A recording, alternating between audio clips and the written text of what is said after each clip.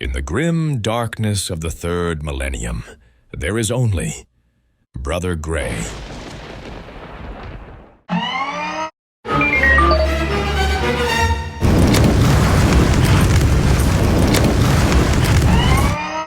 Greetings, brothers. In today's episode, we will be firing up the old nostalgia glands as we head back to the year 1990. We are, of course, talking about the legendary board game, Space Crusade. For the uninitiated, the game is set in the Warhammer 40,000 universe and is designed for 2 to 4 players. It was co-produced by Games Workshop and Milton Bradley, and is a simplified version of the popular Space Hulk board game, which was released a year earlier.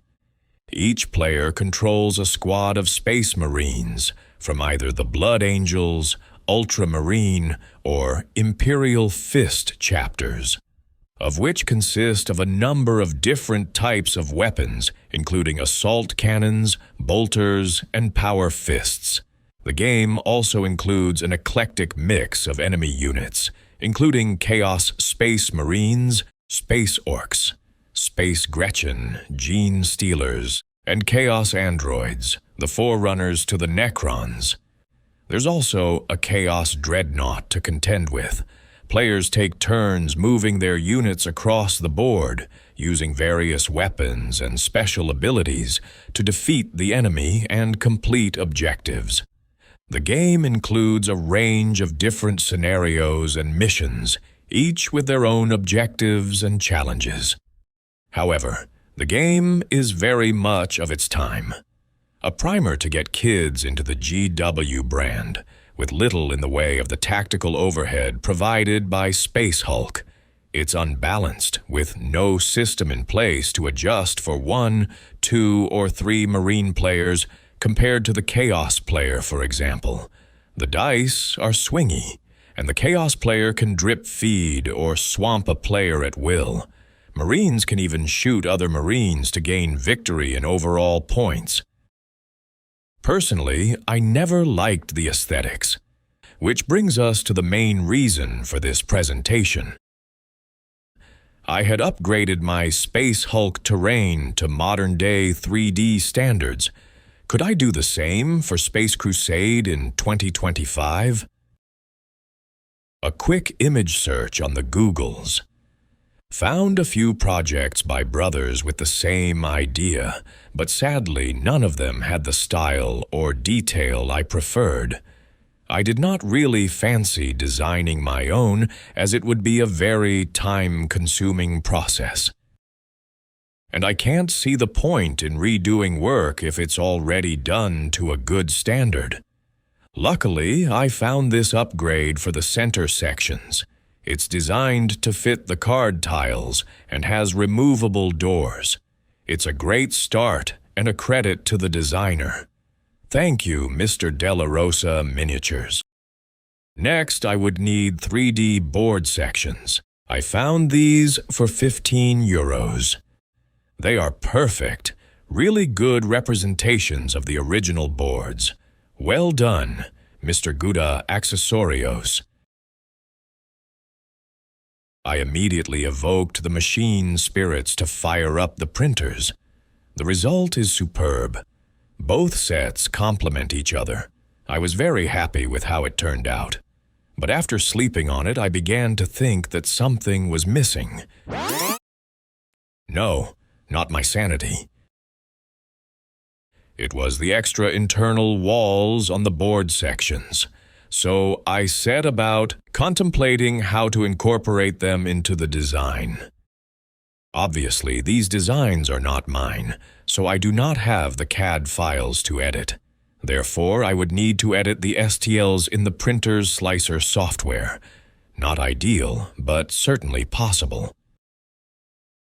As I run 2 Bamboo Labs P1S printers, I'm using the excellent Bamboo Studio Slicer software. It gives me enough control to cut and merge files together, and also add primitives if needed. I start by cutting sections from the wall files and creating different sized walls. I realize early on that the walls will need to be slimmed down. If I add them to the outside dimensions of a room, for example, I would need to add corridor squares, and it would change the layout too much. I use one of printing's greatest strengths and decide to scale up the board tiles to 140%. This allows the walls to overhang slightly, but still leave enough room for miniatures to be placed. The floor squares are now roughly 30 millimeters. It takes me a full day to design and place all the walls. I create some end caps to cover corner joins and merge everything together.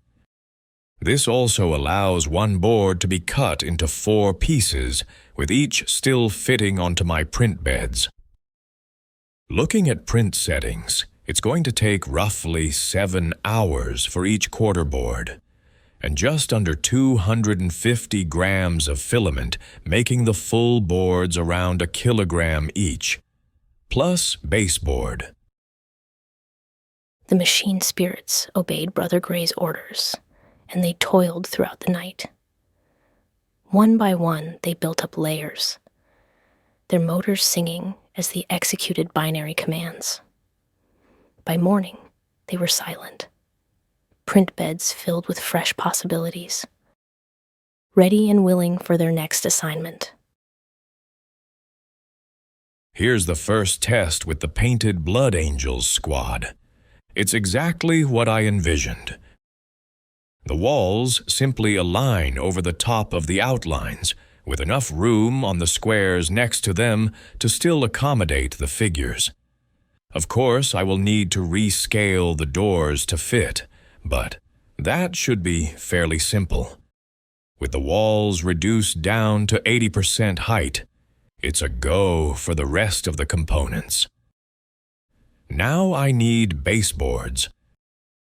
The baseboards will need to be sturdy with no flex, so I use some old 20mm chipboard cut to 425mm squares.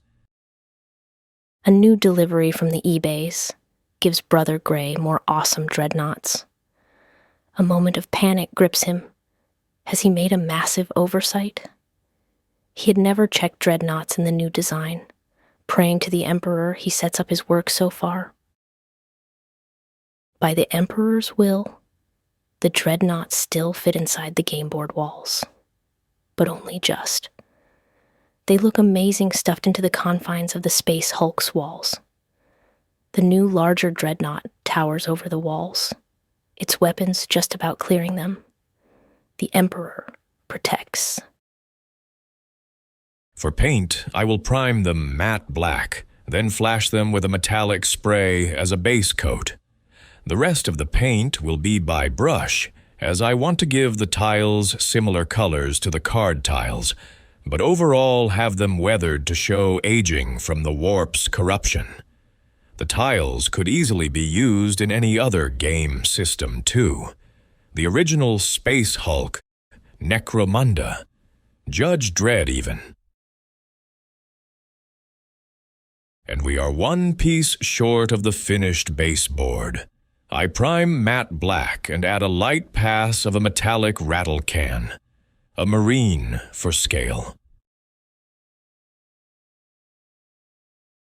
Brother Gray remembers a new product he picked up last year, but never had chance to use. AK Interactive Real Colors markers. They proved to be absolutely perfect for this project. Fast and simple to use with great coverage. They speed up this detail step of the board exponentially, as there's no need to keep loading a brush or washing to change color. The tip is soft, yet firm. Oh my. I'll take it from here, sister. You can use the side edge of the pen to good effect, and the paint flows amazingly well. The only downside is that the tip is only one size and not very fine. Still, perfect for this application.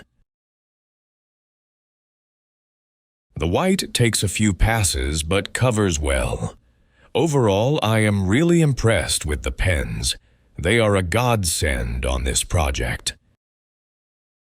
For things like these chevrons, they work really well. I'm not being too careful with the application, as in reality, I don't need them to be too neat.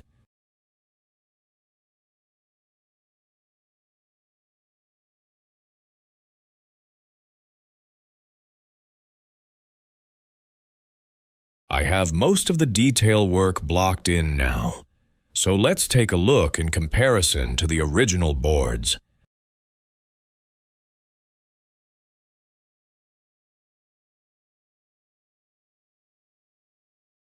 I have not yet added any filters or washes, as I am still assessing how best to proceed with painting. It's all trial and error.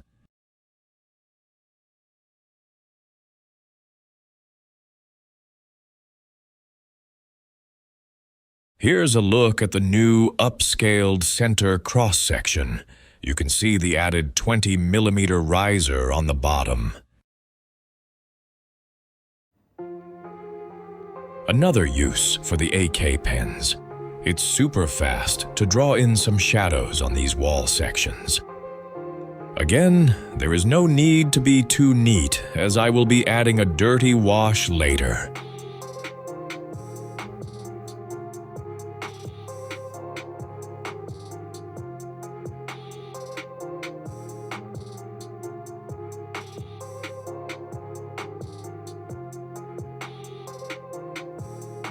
Here I'm looking to add bits of color here and there to break up the metallics.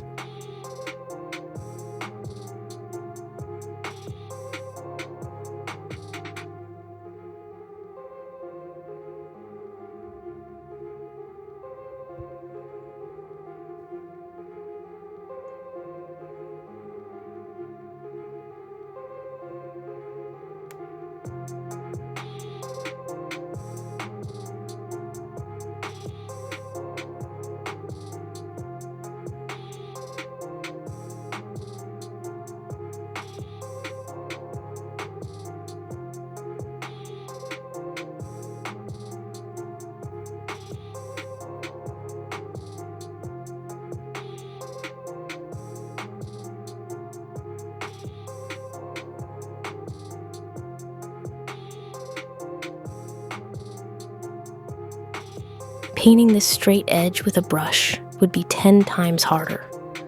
Oh my. Sister, please, you really need to calm down. I'm sorry, brother. I really don't know what came over me. There's another cheap innuendo right there, but let's move on, shall we? I attempt to draw in the strange orange posters from the board art. They look acceptable. It feels like we have finally turned a corner. Only the doors to do now, and then to decide on paint color for the central alien spire. I'm tempted with Nurgle-type greens, but decide instead to go for a flesh-like appearance. With everything together, it was time for a quick look before I start adding grime.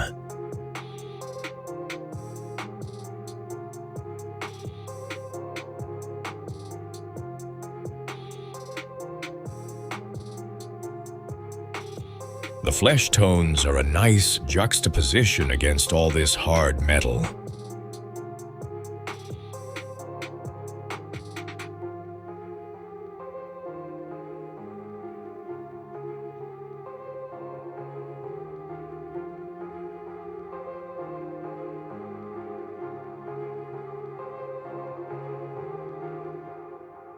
Thankfully, the tolerances on the doors is enough to keep them from sticking too much.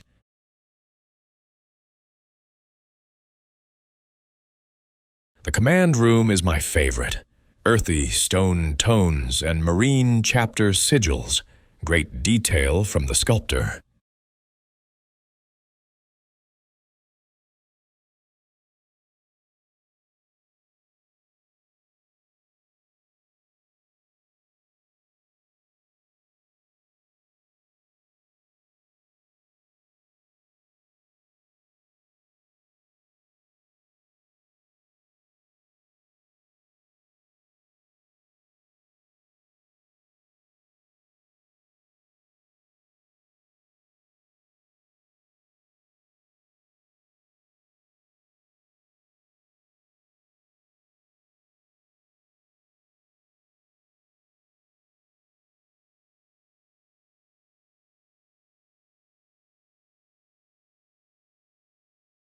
The Lego room is, well, Lego-like.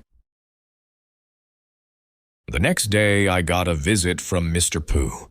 He had commandeered the GW Retro grass mat that my club had kindly donated to me. A very nice gift, and one that Mr. Pooh certainly seems to appreciate. Whilst contemplating whether to jump on my back or go back to sleep, he oversaw my application of some grime wash. This was made by mixing Vallejo brown game wash with some black paint and water. Then, before it has too much time to dry, I simply remove the heavy parts, leaving a toned-down surface and some filthy corners. I'm happy with the results, so I roll it out to all the rooms, bar the command room.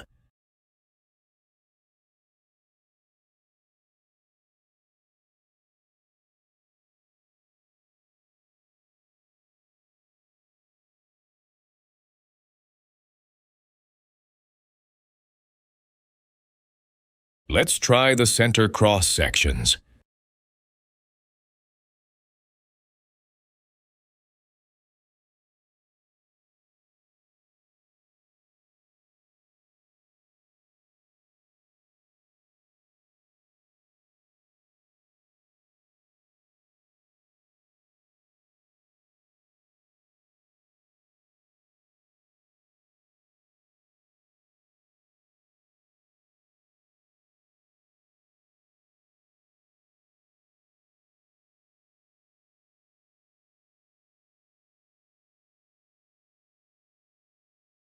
I like it. I decide to do every wall in the same way.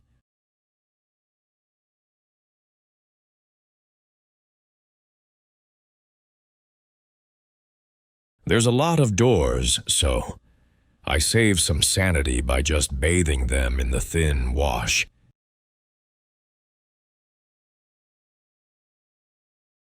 And with that, it was time to see the finished board in all its reimagined glory.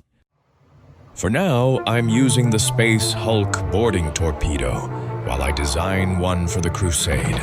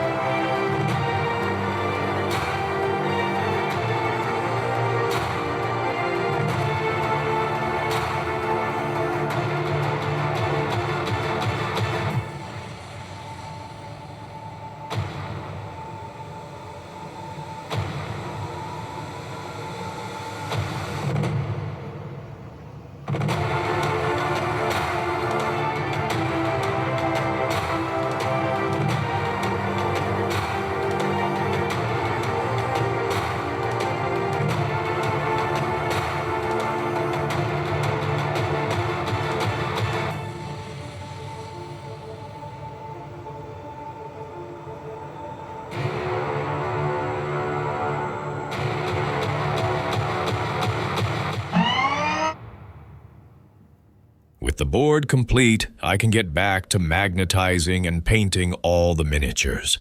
So we bid you farewell until the next presentation in the Space Crusade series. As always, I thank you for your continued support as we head to our first 1,000 subscribers. Thank you so much, brothers. It means a lot. Until next time, farewell. Farewell.